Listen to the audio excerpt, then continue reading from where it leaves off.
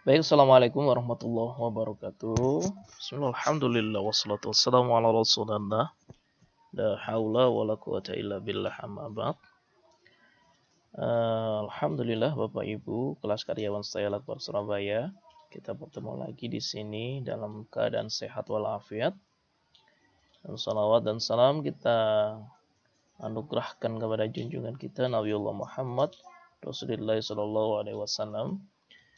Baik, langsung saja Bapak Ibu, mari kita buka perkuliahan hari ini dengan bacaan surat Al-Fatihah dengan harapan apa yang kita bahas dan kita pelajari bersama ini dapat bermanfaat untuk kita semuanya. Al-Fatihah.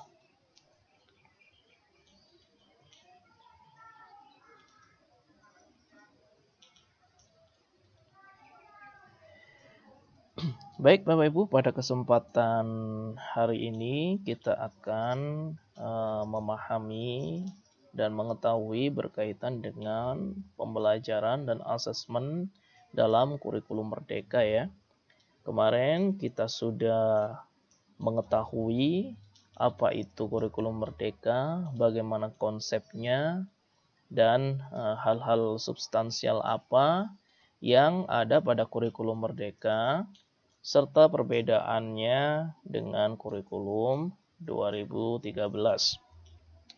Baik, seperti yang saya sampaikan berkali-kali Bapak Ibu, dalam kegiatan belajar mengajar itu setidaknya ada 4 fase ya, atau 4 step ya, yang harus dilakukan oleh guru. Dan ini selalu berputar dan terus berulang-ulang ya. Jadi ada fase perencanaan, ada fase pelaksanaan, ada fase evaluasi atau asesmen, dan ada fase refleksi. Dan ketika fase refleksi sudah dilaksanakan, maka kembali lagi ke fase perencanaan untuk perbaikan perencanaan. Jadi seperti itu Bapak Ibu ya. Dan kemarin kita sudah mempelajari tentang fase perencanaannya, yaitu membuat modul ya.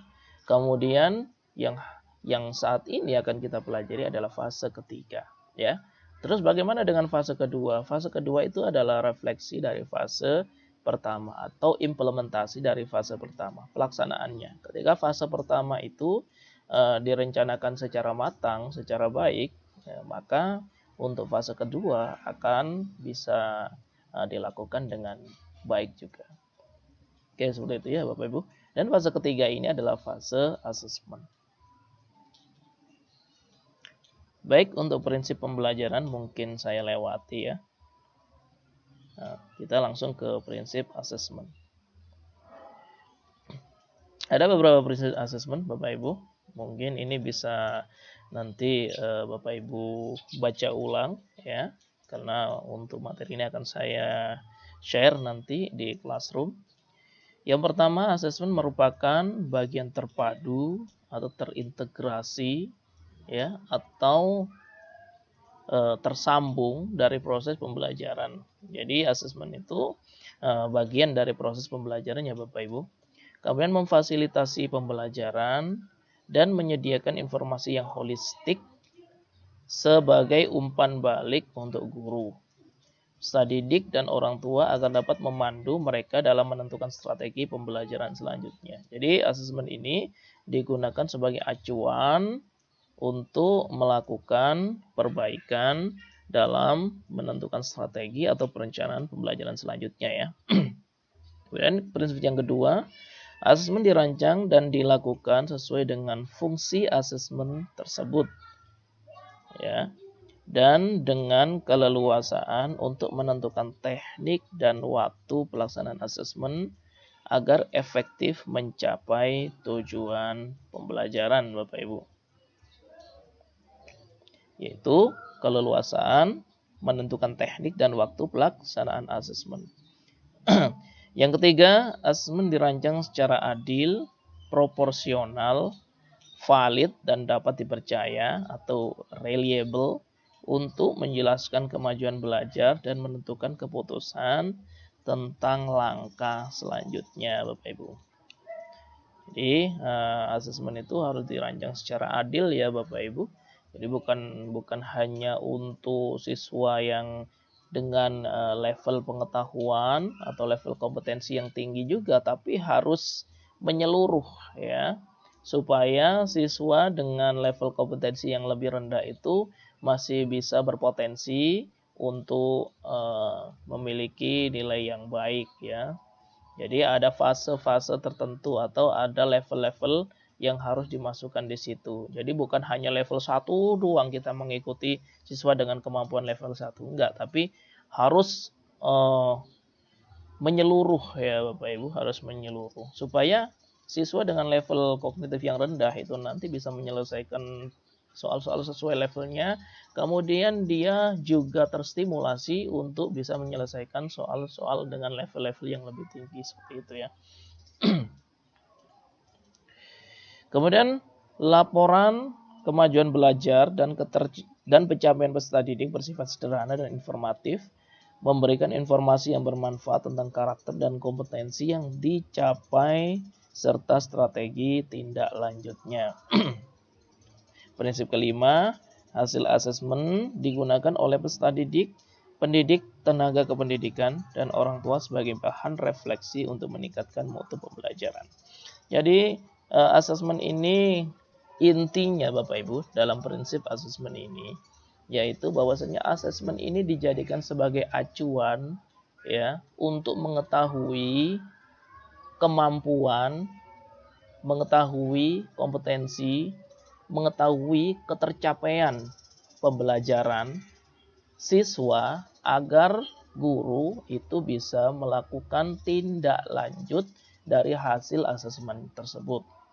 Dan perlu Bapak Ibu ketahui bahwasanya asesmen ini dalam kurikulum 2013 itu bernama evaluasi ya atau penilaian. Di kurikulum Merdeka dinamai asesmen.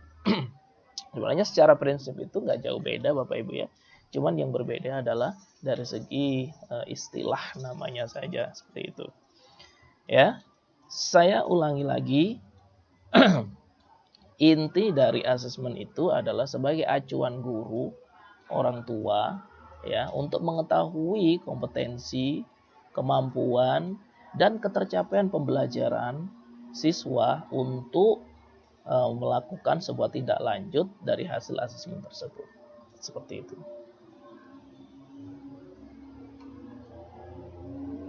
Oke. Baik, ini mungkin saya jelaskan singkat aja ya Bapak Ibu. Jadi bahwasannya asesmen itu Bapak Ibu sama seperti di kurikulum 2013. Mungkin yang sudah menjadi guru sudah paham ya karena sudah melaksanakan kurikulum 2013. Asesmen itu menilai 3 aspek Bapak Ibu ya. Mau itu kurikulum 2013, mau itu kurikulum Merdeka sama. Bahwasannya asesmen itu menilai 3 aspek ya. Yang pertama adalah aspek sikap, yang kedua adalah aspek pengetahuan, dan yang ketiga adalah aspek keterampilan. Ketiga aspek ini wajib dinilai oleh guru. Yang sebelumnya sudah saya sampaikan berkaitan dengan evaluasi pembelajaran di kurikulum 2013 ya. Kalau nggak salah 2 pertemuan sebelumnya. Ya. Jadi sama. Ada instrumennya. Ya. Dan instrumennya itu juga sama Bapak Ibu ya. Ada teknik penilaiannya atau teknik asesmennya dan itu sama ya. Secara teknis sebenarnya itu sama Bapak Ibu. Baik itu kurikulum 2013 maupun kurikulum Merdeka ya. Jadi 3 aspek yang dinilai dalam asesmen kurikulum Merdeka itu ada aspek ranah sikap, pengetahuan dan keterampilan. Sama seperti K13. Itu ya. Oke, baik. Ini mungkin saya lewati saja.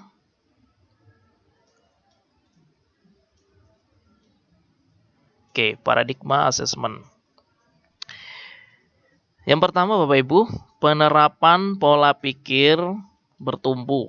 Itu sebagai paradigma dari asesmen tersebut. Kemudian ada keterpaduan, keleluasaan dalam menentukan waktu pelaksanaan asesmen. Karena ini adalah kurikulum Merdeka. Jadi diberikan keleluasaan dalam menentukan waktunya ya. Kemudian keleluasaan dalam menentukan teknik dan instrumen asesmen, keleluasaan menentukan kriteria ketercapaian tujuan pembelajaran, karena ini di kurikulum Merdeka itu Bapak Ibu berbeda dengan K13 secara substantif ya. Kalau K13 itu sudah ada KI, KD, tinggal guru mengembangkan indikator. Kalau di kurikulum Merdeka itu Bapak Ibu, jadi hanya ada dimensi dan CP Bapak Ibu.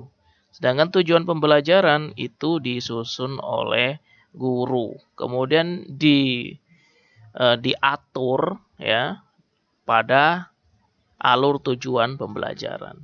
Nah, disinilah Bapak Ibu bisa menentukan kriteria ketercapaian tujuan pembelajarannya melalui asesmen tersebut. Keleluasaan dalam mengelola asesmen, keleluasaan dalam menentukan kenaikan kelas. Itu ya Bapak Ibu, ini adalah paradigma asesmen. Asesmen dalam alur penerapan pembelajaran Bapak Ibu, yaitu yang pertama penetapan CP dan alur belajar ya. CP ini sudah ada Bapak Ibu, kemudian dikembangkan pada alur pembelajaran ya. Lalu setelah itu asesmen untuk mengetahui posisi siswa di awal dan akhir siklus pembelajaran. Ini adalah asesmen diagnostik ya Bapak Ibu. Ini bedanya di Kumer dan K13. Kalau Kumer ada asesmen diagnostik ya untuk mengetahui posisi siswa di awal dan di akhir siklus pembelajaran Bapak Ibu. Kemudian ini nanti saya jelaskan lebih detail ya. Kemudian refleksi dan penetapan tujuan belajar dalam bentuk asesmen untuk tercapainya tujuan pembelajaran. Dilakukan refleksi. Setelah dilakukan refleksi, kemudian memilih dan menetapkan perangkat ajar serta aktivitas pembelajaran. Ya.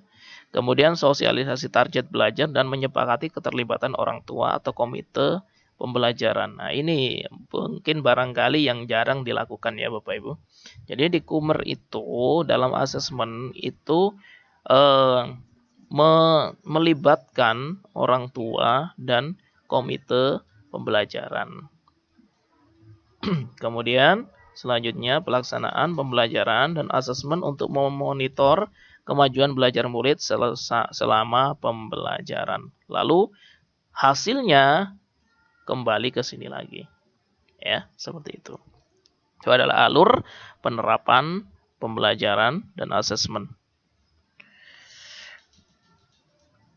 Oke, Bapak Ibu. Dan Bapak Ibu harus ketahui bahwasannya di kurikulum Merdeka ini itu ada 3 jenis asesmen Bapak Ibu ya. Jadi ada asesmen formatif, ada asesmen sumatif. Kalau formatif ini lebih ke penunjang pembelajaran ya. Kalau sumatif ini lebih ke sebagai pengukur ya, sebagai pengukur atau barometer keberhasilan pembelajaran atau ketercapaian pembelajaran ya. Dan satu lagi yaitu diagnostik ya. Nah, ini diagnostik. Diagnostik itu untuk mengetahui bagaimana kondisi siswa di awal pembelajaran ya. Bagaimana gaya belajarnya, bagaimana level kompetensinya, bagaimana kemampuannya ya, bagaimana latar belakangnya, baik akademis maupun non akademis itu bisa digunakan asesmen diagnostik. Nah, ini yang menjadi pembeda dari K13 ya Bapak Ibu. Baik, seperti ini. Yang pertama adalah asesmen diagnostik. Asesmen diagnostik dilakukan guru sebelum memulai pembelajaran Bapak Ibu untuk mengetahui sejauh kesiapan siswa terhadap pemahaman materi yang akan disampaikan. Jadi di sini diagnostik di sini bersifat eksplorasi ya Bapak Ibu. Bersifat eksplorasi atau mencari tahu di mana level kompetensi siswa pada materi yang akan diajarkan Bapak Ibu. Ya, seperti itu. Jadi sebelum dilakukan pembelajaran, dilakukan pretest dulu atau namanya asesmen diagnostik ini. Tujuannya apa ya tadi? Untuk mengetahui sejauh mana kesiapan siswa dalam memahami materi, gitu ya. Kemudian asesmen diagnostik akan menghasilkan grade atau penggolongan siswa sesuai kompetensi yang diharapkan berjenjang sesuai pemahaman awal yang dimiliki siswa. Ingat Bapak Ibu, diagnostik ini itu hanya sekedar ingin tahu permasalahan siswa berkaitan dengan materi yang akan mereka dapatkan. Seperti itu ya Bapak Ibu. Misalnya Bapak Ibu melakukan tes diagnostik pada materi katakanlah organ peredaran darah manusia di kelas Bapak Ibu. Kemudian ada 75% siswa itu sudah mengetahui dengan persentase 80% materi ya, melalui tes tadi ya tentunya. Sedangkan ada 30% siswa yang belum memahami sama sekali berkaitan dengan materi tersebut. Nah, dengan persentase seperti ini Bapak Ibu, tentunya Bapak Ibu akan memiliki opsi yang bisa Bapak Ibu rencanakan ya dalam modul ajar Bapak Ibu.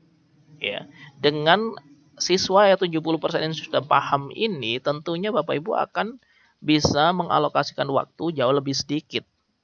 Karena Bapak Ibu hanya memiliki 30% siswa yang tidak tahu terkait dengan materi tersebut. Nah, gitu. Dan sedangkan yang 70% sudah tahu ini bisa kita jadikan sebagai mitra belajar kita dalam kegiatan pembelajaran. Misalnya siswa-siswi yang sudah tahu itu tadi bisa menyampaikan pengetahuannya di depan kelas atau bisa menjadi tutor sebaya, ya bisa. Itu jauh lebih memudahkan Bapak Ibu, ya. Atau mungkin dari 30% itu tadi siswa yang belum bisa, Bapak Ibu bisa menentukan strategi pembelajaran yang lebih bersifat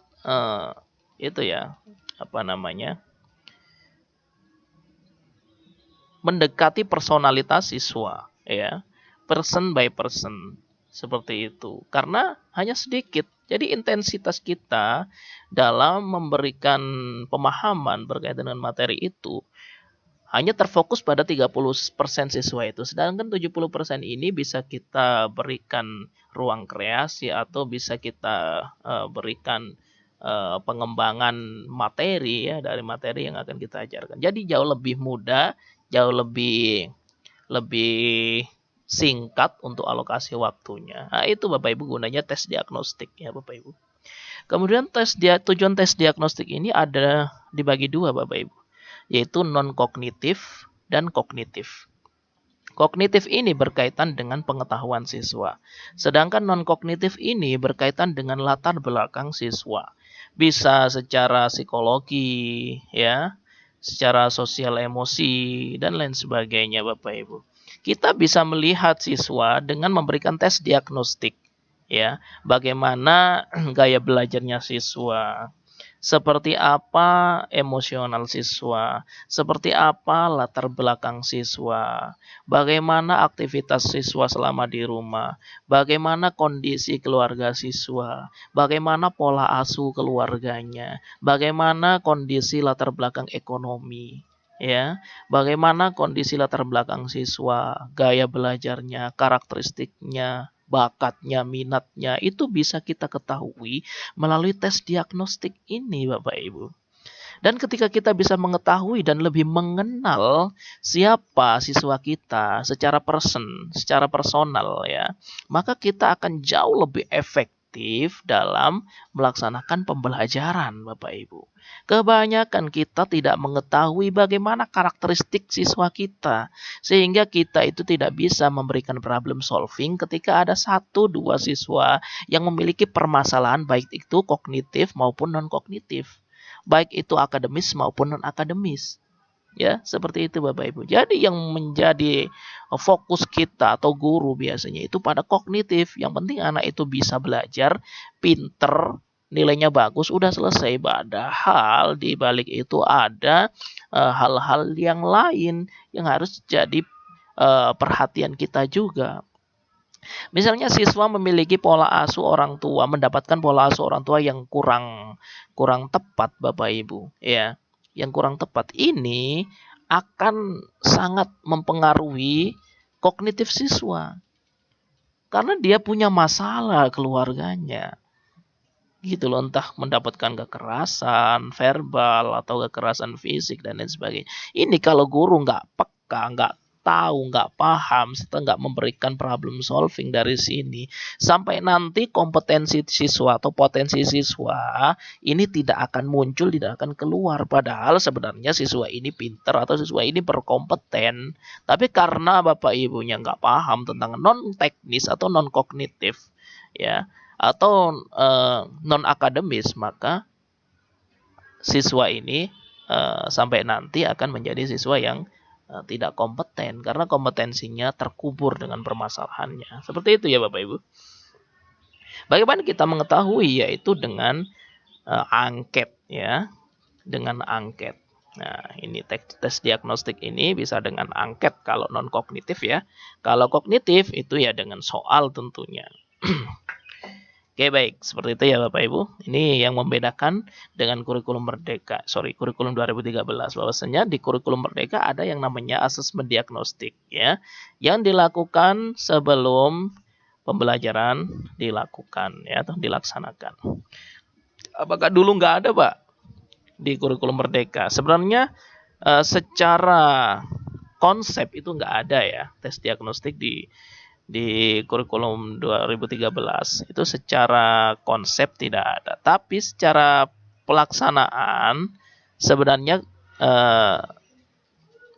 secara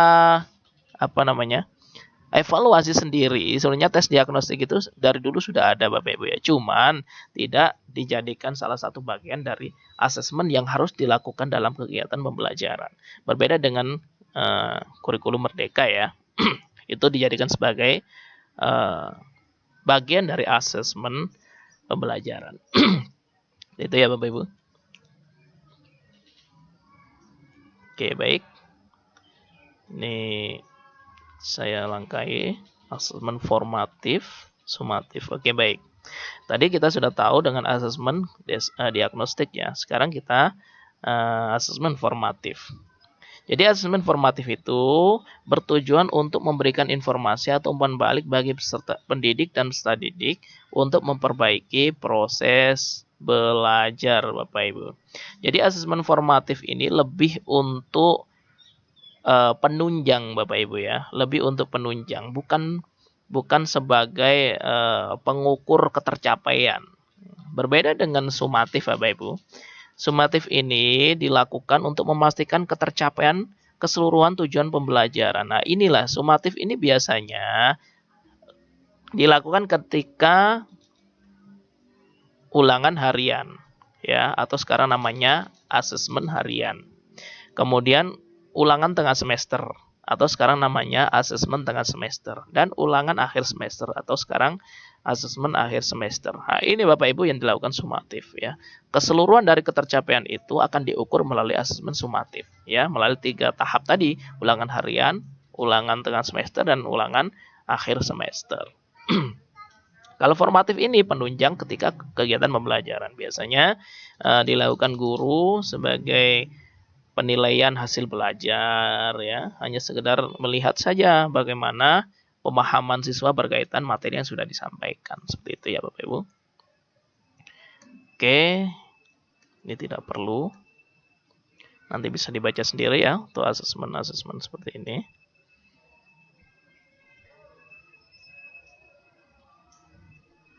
Oke, baik. Nah, ini 3 jenis asesmen. Ada asesmen as learning, ada asesmen for learning, ada asesmen of learning. Ya Bapak Ibu. Asesmen as learning ini dinamai asesmen formatif, ya. Jadi sebagai refleksi proses pembelajaran saja, hanya ingin tahu saja bagaimana pembelajaran itu, apakah siswa sudah paham apa belum, gitu aja, ya. Kemudian asesmen for learning atau asesmen untuk perbaikan proses pembelajaran, dan asesmen of learning, asesmen sebagai evaluasi pada akhir proses pembelajaran. Sebenarnya asesmen 3 asesmen ini sangat penting ya Bapak Ibu, bukan hanya asesmen sumatif saja ya. Karena kebanyakan guru itu lebih fokus pada asesmen of learning ini ya. Jadi ini aja yang dilakukan terus-menerus, sedangkan ini tidak menjadi hal yang prioritas juga. Padahal semua asesmen ini harus dilakukan. Ini Bapak Ibu ya, fungsi asesmen yang 3 tadi. Kalau dulu yang lebih dominan adalah off learning ya, yang asesmen untuk sebagai pembelajaran ini ya, pada akhir proses pembelajaran. Sedangkan sekarang off learningnya harus for learning dan as learningnya harus lebih diprioritaskan lagi gitu. Meskipun off learning ini juga penting. Itu ya Bapak Ibu. Baik, sekarang instrumen ya. Sama Bapak Ibu. Instrumen asesmen kurikulum 2013 dengan instrumen kurikulum 2013 dengan kurikulum Merdeka itu sama Bapak Ibu ya. Ada rubrik, ada checklist, ada catatan anekdot. Ya, ada grafik perkembangan. Ini instrumen-instrumennya. Kemudian ada naskah soal dan lain sebagainya. Itu adalah instrumen-instrumen yang juga ada pada kurikulum 2013 ya. Cuman kalau di kurikulum 2013 itu saya lebih suka Bapak Ibu karena apa? Karena sudah diklasifikasi. Ya. Ada penilaian kognitif, penilaian afektif, penilaian psikomotor, penilaian sikap, penilaian pengetahuan, dan penilaian keterampilan. Sedangkan di sini sudah dilebur menjadi satu Bapak Ibu sebagai satu kesatuan, yaitu asesmen. Gitu aja. Ada asesmen formatif, ada asesmen sumatif, ada asesmen diagnostik. Sedangkan dalam asesmen formatif ya Bapak Ibu itu ada 3 aspek tadi, kognitif, afektif, psikomotor. Oke, begitu ya Bapak Ibu. Kemudian teknik asesmen ada observasi, kinerja, proyek, tes tulis, tes lisan, penugasan, portofolio. Ini saya klasifikasikan ya Bapak Ibu biar Bapak Ibu nggak bingung. Ini pentingnya Bapak Ibu. Saya sampaikan kurikulum 2013 dulu baru kurikulum Merdeka.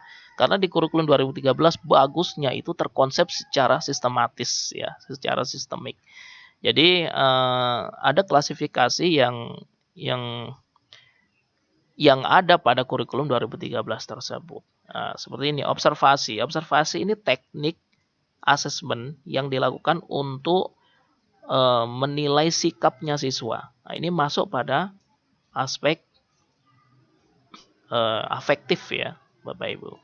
Sedangkan kinerja ini itu lebih pada keterampilan siswa ya, atau psikomotor. Proyek ini sama ya, psikomotor atau keterampilan. Tes tulis ini kognitif Bapak Ibu ya, kognitif. Mungkin Bapak Ibu bisa melihat materi yang saya share yang sebelumnya ya tentang evaluasi pembelajaran. Kemudian tes lisan ini juga kognitif atau pengetahuan. Penugasan ini bisa kognitif, bisa psikomotor ya, lihat penugasannya. Kemudian portofolio ini itu lebih ke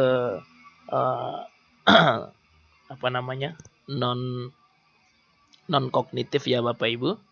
Jadi portofolio ini adalah kumpulan dari dokumen-dokumen hasil tugas-tugas siswa. Jadi seperti itu Bapak Ibu ya. Jadi Kumer ini sudah menjadi satu kesatuan Bapak Ibu, nggak diklasifikasikan. Ya, seperti itu. Jadi Bapak Ibu kalau nggak memahami evaluasi pembelajaran kurikulum 2013 mungkin bingung ya, bingung untuk memahami ini.